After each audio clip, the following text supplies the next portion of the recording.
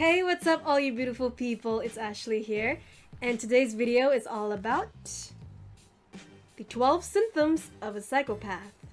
I was supposed to do this video 3 weeks ago.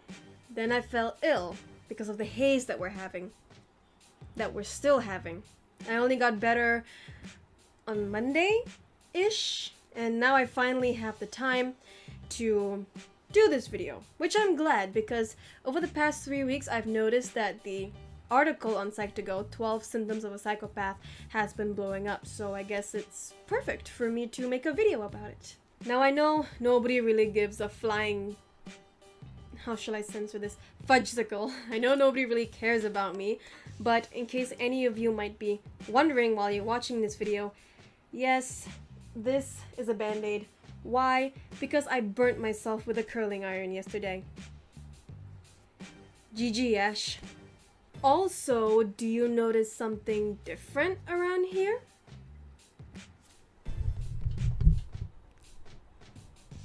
Yes, I got a professional microphone.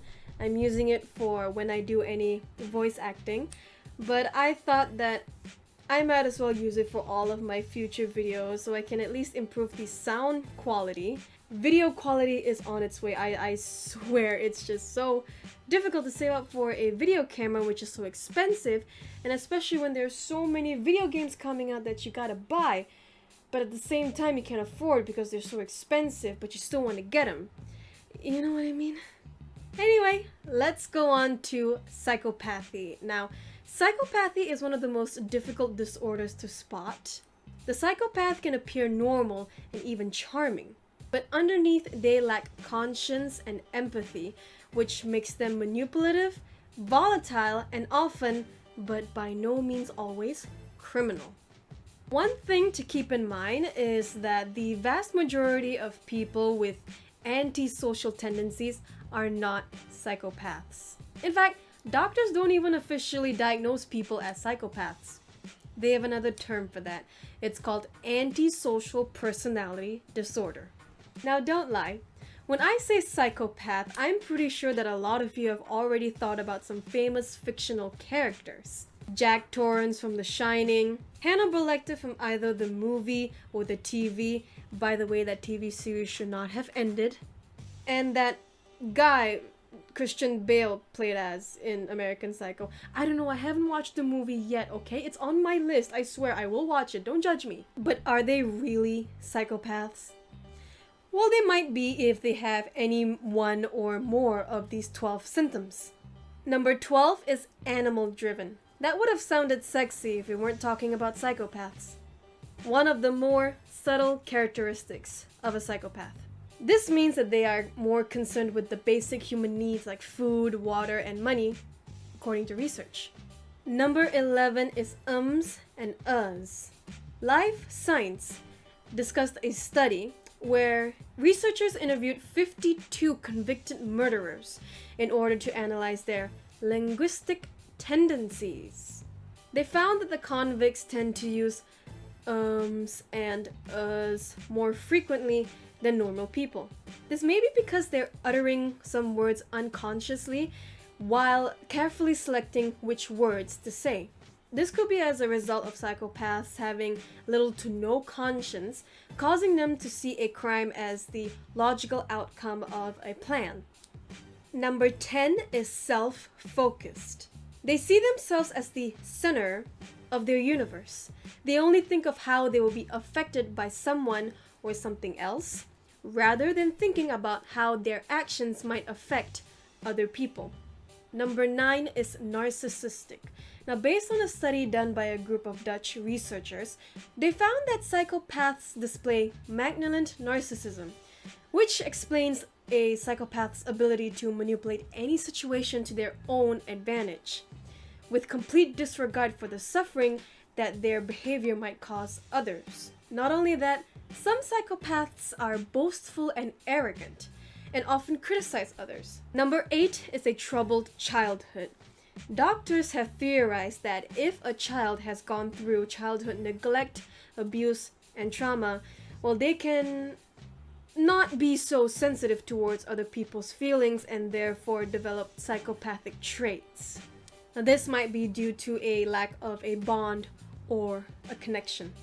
Number 7 is charming. Psychopaths are often amusing, entertaining, and witty. They are incredibly effective at presenting themselves, and they are extremely likable.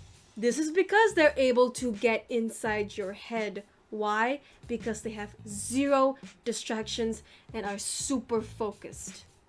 Therefore, they create an illusion of the connection that you may feel. Number 6 is impulsive. Psychopaths are impulsive in that they constantly take risks, often with no regard for the consequences. They are also rebellious, with fast-paced personalities. It is the impulsivity of psychopaths that makes them more prone to depression and suicide. Number 5 is pathological lying. Everybody lies. Yeah, I know that wasn't the right lyric, but come on. This is what mental health professionals call... oh boy. Pseudologia fantastica. Pseudologia fantastica. This is what mental health professionals call pseudologia fantastica. Yeah.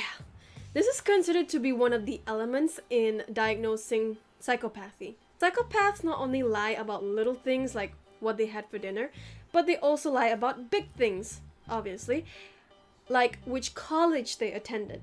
Researchers have claimed that psychopaths lie in order to control others by manipulating them. Number 4 is lack of empathy.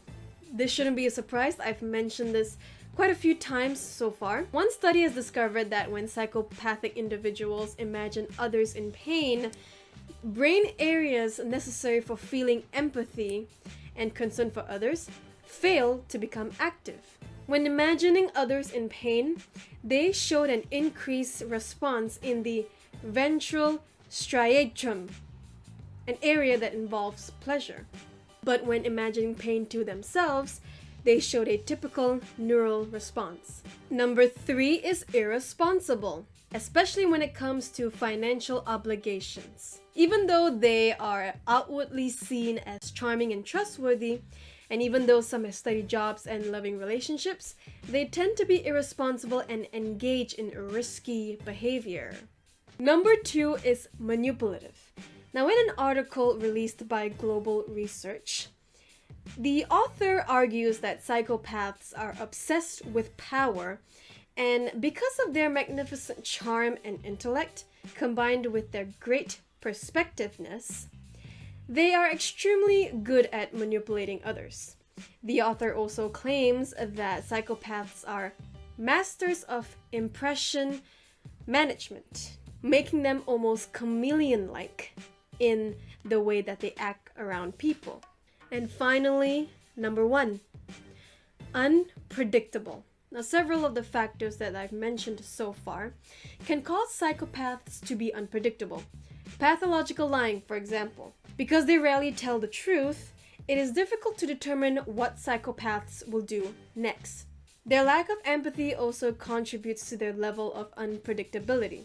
Because they're unable to understand others, they develop shallow emotions, which cause them to get bored easily. This means that they are always on new and different quests, not knowing what they are going to do or where they will end up. And there you have it, the 12 symptoms of a psychopath. Do you have any of these symptoms? Do you know someone who has any of these symptoms? Could they be a psychopath?